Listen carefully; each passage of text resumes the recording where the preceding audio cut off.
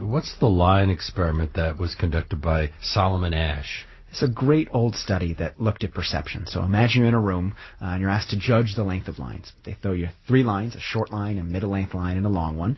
And they show you a different line and say, which of the 3 lines is the same as this 4th line? Really easy to tell. The short one looks like the short one, middle, and so on. But they don't just make it that simple. They actually have a number of other people in the room that you think are other subjects in the experiment that go before you. And so imagine you're sitting there. There are 3 lines. You think the answer is A. And they ask the first person for their answer. That person says B. And the next person comes up and they go, oh, well, B. And the next person goes B. And then it comes up to you. And you're sitting there going, well, God, it looks like A, but all these people have said B. What should I do? And what they find is even in situations like that where the answer's clear, we tend to go along with the group.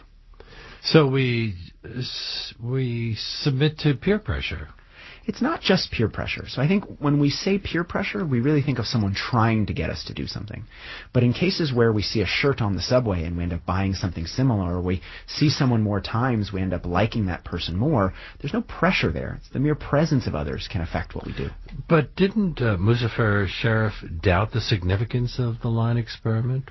What did he set out to prove? Yeah, so there were 2 old scientists that were going back and forth about the power of influence. And actually the line study was done in response to an earlier study, which was Muzafer Sherif's study, where he looked at a point of light in a room. So imagine you're in a dark room, it's very hard to see, and there's a point of light on the wall, and someone asks you how much did the point of light move.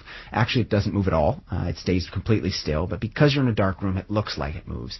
And they look at what happens when you're in the room with someone else. If someone else says it moves 2 inches, you tend to say it moves 2 inches. If someone else says 4, you say it moves 4.